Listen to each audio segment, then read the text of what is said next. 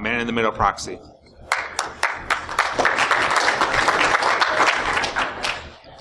So yeah, that's the original title of the talk here, is embedding web apps in man-in-the-middle proxy. That's actually not the talk you're going to get delivered today, but I'll go into that in a minute.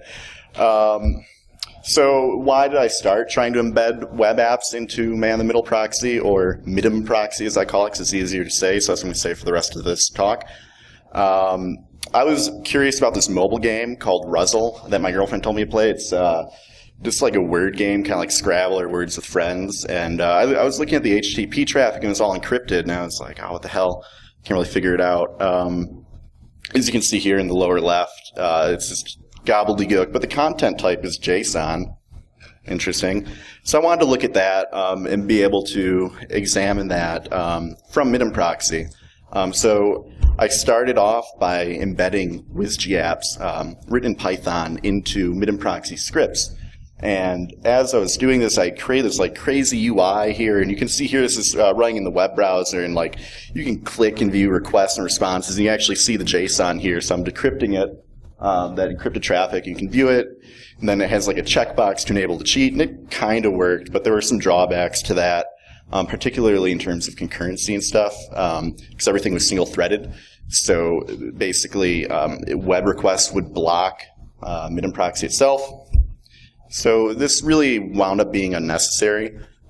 Since February, when I started working on this, the MITMProxy developers have added a new web front end to MITMProxy. That's really nice. And it turns out I was just using the wrong mechanisms to do this work. While you can embed WSGApps into MITMProxy, it's an undocumented feature in there. The developers don't mention anywhere. I just found it by looking through their source code. You can't yet threads safely interact with the MITMProxy flows, and it turns out that it's very non-trivial to introduce thread safety into the netlib library that MITMProxy uses. So the use cases for the embedded WSGApps are more for things like hosting static assets that you want to deliver to people who are running through your proxy, or running a web server accessible to machines going through the proxy. And for my case, where I wanted to just expose some additional functionality based on the application that I was working with, it wound up being easier to hook into the master MITMProxy state directly. So you're no longer going to see this talk.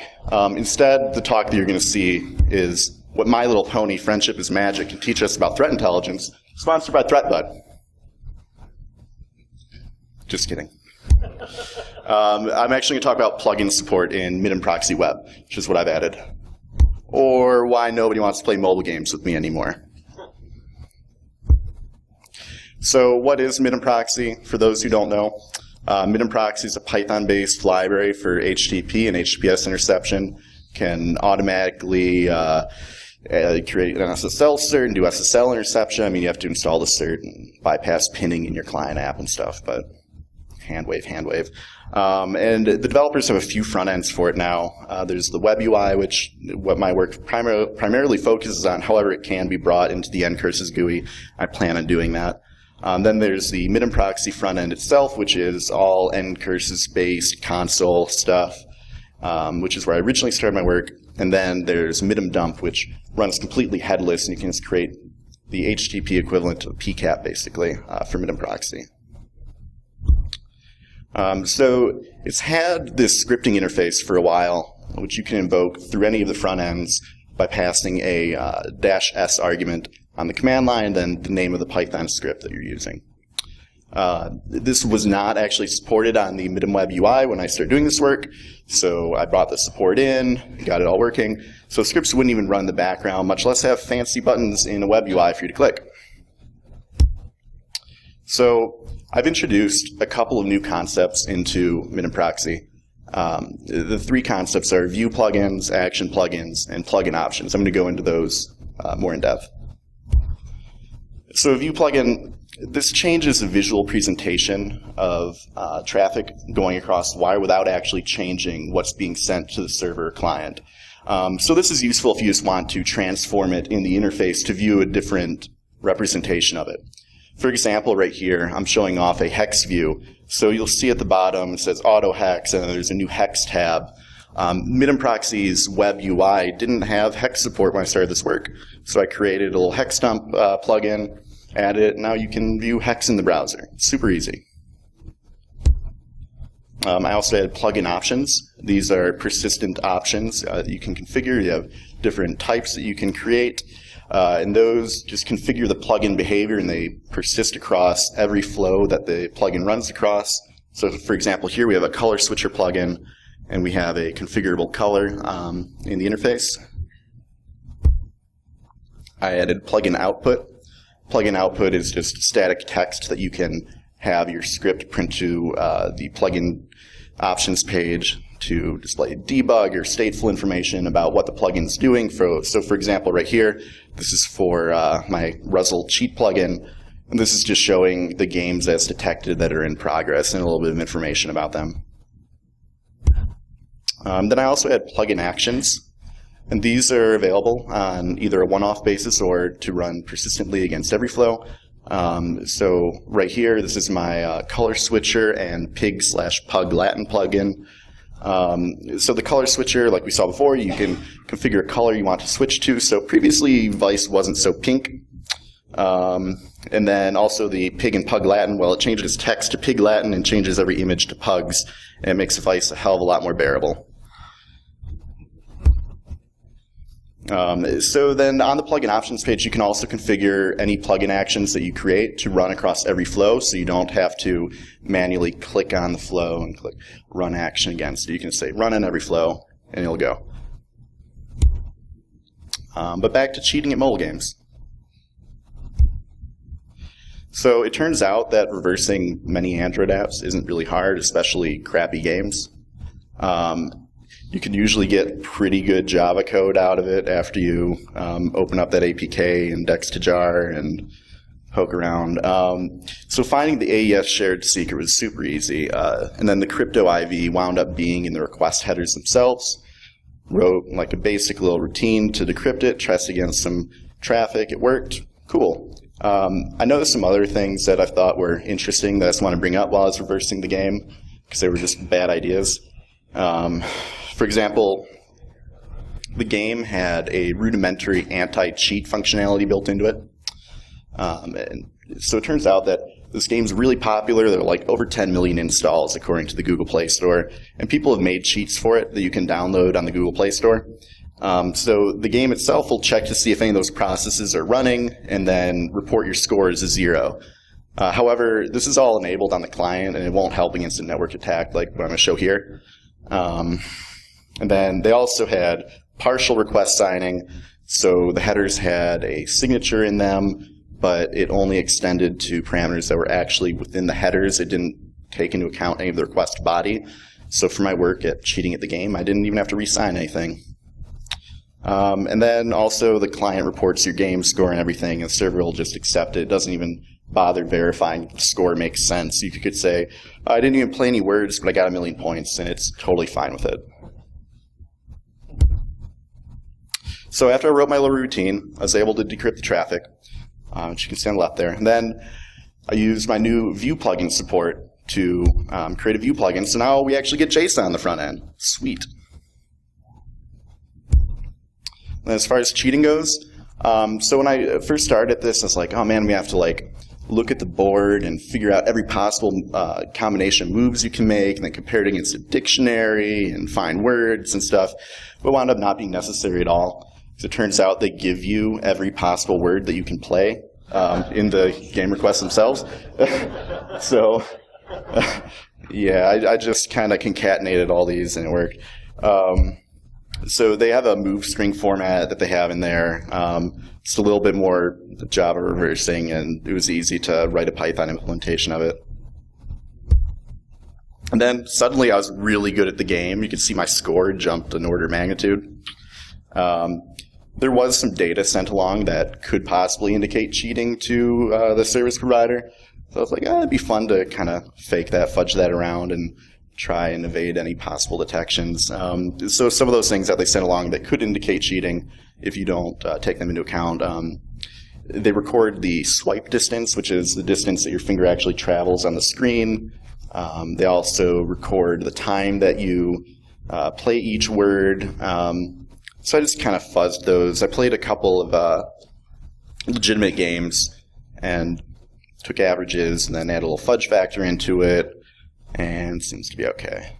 So like I said, wrote some routines to fake all that and wrote a plugin action for it. So basically it'll take that encrypted blob, decrypt it with the AES key and IV from the request, change the state to basically say that you got a bunch of points and you played a bunch of words and you're really good, re-encrypt it and send it along to the server and you get a bunch of points.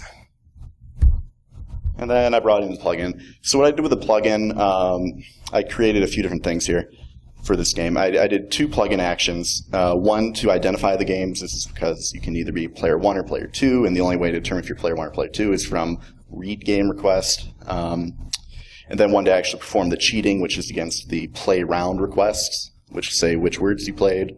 I had a plugin output option just to show the in-progress games that the script had detected and that it would be cheating against. And then, of course, I implemented that view plugin that would show the decrypted traffic on the front end without actually affecting on the wire. Of course, all this work goes beyond games. Kind of use your imagination here. There are a lot of possibilities. In any circumstance where you want to do any sort of dynamic content replacement or data extraction or exfiltration or have use case specific data views, could come in handy. So here's some example plugins I kind of thought about, like do like a password thief and steal passwords from forum posts, or something that embarrasses people posting on forums and replace all their posts with some crazy bullshit, or a last measure plugin and inject JavaScript to open last measure on every site that they load and open up Goatsy and Lemon Party and stuff. I also thought you could do like useful things with it too. Like maybe a web app fuzzer, kind of like some of the features that Burp has, where you could look at request parameters that are taken in and then do some fuzzing with them and then replay all the requests against the server and see how the server responses change and record that. You could also do like a malware injector. Then I had an idea earlier, like you could even if you saw someone uploading images to Imgur, you could do some stego stuff and hide data in there to exfiltrate. There are a lot of possibilities here. So the actual process of writing plugins, I'm going to talk about a bit now, so that you guys can start writing your own. So there are 2 concepts in MITMProxy that are affected by this, context and flows. So a flow is basically an abstraction of an HTTP request response flow. It has a few different attributes. The request, which contains contents and headers, etc. The response, which isn't necessarily there unless the flow has actually gone out to the target server and returned, which also has, of course, contents and headers, etc. Error, which is about HTTP errors that may have occurred. And then you can also get a reference to the TCP connection to either the server or client itself. Then the context contains a handful of useful utility methods that come in handy when writing scripts. So it's known as a script context. And the script context has a log method, which you can use to log out to the terminal. You can kill a flow as it's happening so that it won't reach the server or won't reach the client. You can duplicate it. You can replay them. So basically you can take these flows, duplicate them, manipulate them, resend them, kill them, do all kinds of stuff with the script context. So I'm going to go through a couple sample plugins here and show how they're implemented, show how simple it is to start doing this and how easy it is to get these things to appear in the UI now. So common to all MITMProxy scripts, they have a start method available. This takes in a context and some arguments, which are taken from the command line. So basically right here, we start off by defining our transformation method for this view plugin, which is our hex view.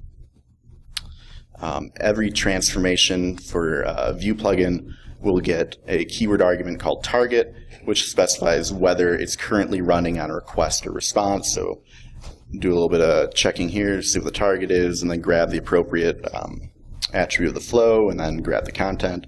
So then the next responsibility of the transformation method is to perform the transformation and then return it as a string. So the last line of hex dump is just return the hex string that we've created. And then at the bottom, we call context.plugins.register view. The first thing we pass is an ID for the plugin, and then you can pass a title for it, and then you specify what your transformation function is. That's it, and then you have that hex thing that you can click on. You can do a hex view, and really easy. For an action plugin, which is one that will actually change the contents of what's going across the wire, once again, we use that start method again to register it, but this time we're going to call register action as opposed to register view. You can register multiple actions at one time for a plugin. So right here we only register one. And it's important to note that the ID attribute in here is actually the transformation function. So we specify ID as puglify image, which is our method at the top level of the module or the script. And then you can also specify possible hooks. So you can say that this transformation can only run on requests, or this transformation can run on requests and responses, or only responses. So for right here, our Puglify plugin, it really only makes sense to run it across responses. So we specify that.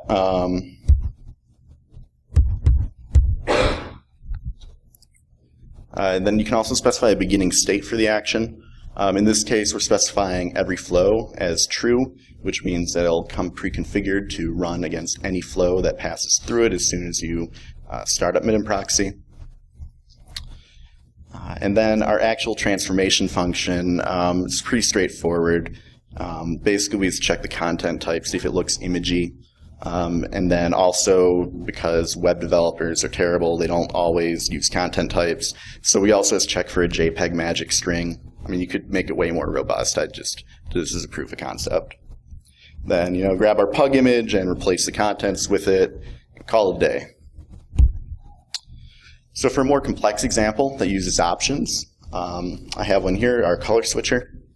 So this one will replace instances of hex color codes in either CSS or HTML files with a color that you can configure in the UI. So we set to a nice pink here, and we turn vice pink. The action step, again, should be familiar. But we create another action here called disable cache. This one will just add some cache control headers and stuff to the request to turn off client-side caching. That way we can ensure that we get a fresh CSS file that we can change colors on. We also specify our options keyword argument here. And in that, we specify that we have one text option called color, and we specify a default value for it. You can specify different types. They can, be drop-downs or text or checkboxes, etc. And you can also take a default value.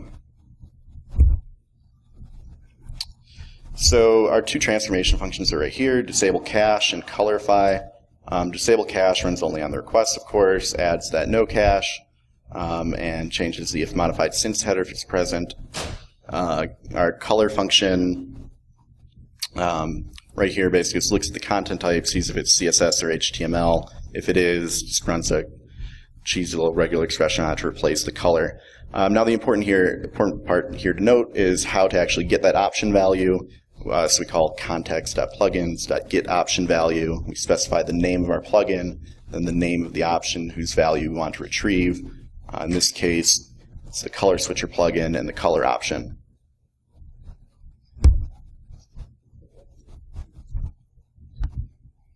So now what? I've been working closely with the MITMProxy developers, and a pull request is in with like 8,000 changes here. There are a few improvements I'd like to make to this, but it works for the most part. You can go and grab my branch and play around with it if you want. The developers are also really, really cool people and really open to pull requests and really helpful if you hop into their Slack. They'll tell you anything about the code base you want to know. So I want to make some improvements to it, like I said, basically code style, make it match the rest of the code base that they have there. Also finish out the unit test I started writing for it. Add more option types for the UI.